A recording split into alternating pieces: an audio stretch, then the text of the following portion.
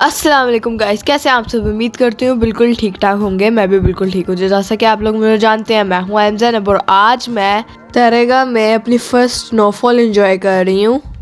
तो मैंने सोचा मैं अपने साथ साथ आपको भी स्नोफॉल एंजॉय करवाऊँ।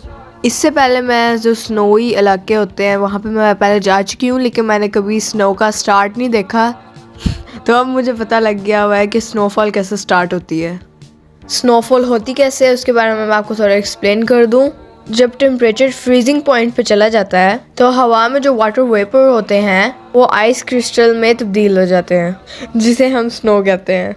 वैसे स्नोफॉल देखने का अपना ही मज़ा है, क्योंकि एकदम से सारा एनवायरनमेंट वाइट, काम और क्लीन हो जाता है। स्नो के बारे में मैं आपको एक मज़े की बात बताती चलूँ। ये प्लांट्स के लिए प्रोटेक्टिव ब्लैंकेट की तरह काम करती है, ताकि एक्सट्रीम कोल्ड से पौधे बच सकें। है ना ये फिर मज़े की बात।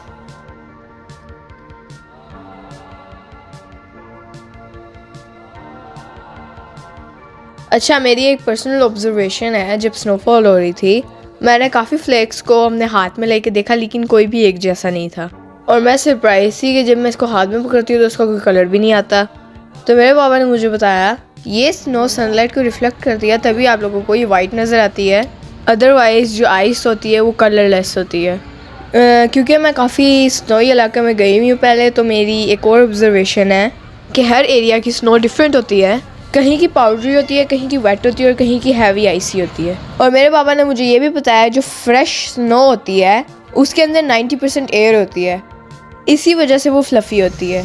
खैर, कभी भी अगर आप स्नोफॉल के लिए निकलें तो अपने आप को फुली कवर्ड रखें वार्म क्लॉथ से, और स्पेशली अपने हेड को ज़रूर कवर रखें। और कोशिश करें कि वेट जगह पे आप ना ही चलें, क्योंकि वहाँ पे आप स्लिप भी हो सकते हैं। और ये आपने टिकटॉक की वीडियोस पे देखा भी होगा। खैर, मैं घर से निकलते वक्त अपना कॉफ़ी का सेटअप रेडी कर आई थी, क्योंकि मुझे पता था वापसी पे मुझे हॉट कॉफ़ी की सख्त ज़रूरत पड़ेगी। लेकिन अब मेरा दिल कर रहा था मूंगफली खाने का, लेकिन मैंने सोच लिया था कि मैंने छिली हुई मूंगफली बिल्कुल नहीं खानी, क्योंकि उसमें मज़ा ही नहीं आता। सर्दियों में छील छील के मूंगफली खाने का अपना ही मज़ा है। तो मैंने सोचा घर जाने से पहले लिडल का चक्कर लगा लिया जाए। लिडल की मैं आपको एक खास बात बताती चलूँ तो मैंने कहीं नहीं देखी। अगर आपके पास कोई एक्स्ट्रा चीज़ है जो आपके हाथ में है और आप अंदर नहीं लेके जा सकते, वो उन्होंने एक लॉकर्स बनाए हुए होते हैं और उसकी आपको की भी साथ ही लगी होती है। आपने बस उसके अंदर €1 डालना होता है और देन वो लॉकर लॉक हो जाता है। और जब अपनी शॉपिंग करके जब आप आ जाते हैं तो वो आप जो है की से खोलते हैं उसे, तो आपको आपका €1 भी वापस मिल जाता है और आपकी चीज़ें भी सेफ़ रहती हैं।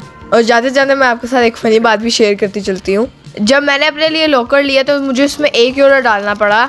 उस वक्त मेरा दिल बहुत घबरा रहा था कि ये बहुत महंगा है, और मूंगफली लेते भी मैं यही सोच रही थी कि इस पैसों में एक मूंगफली का पैकेट और आ जाना था। और मेरी हैरत की इंतहा नहीं रही जब वापसी में मैंने लॉकर खोला तो मुझे मेरा €1 का कॉइन वापस मिल गया और मेरी जान में जान आ गई।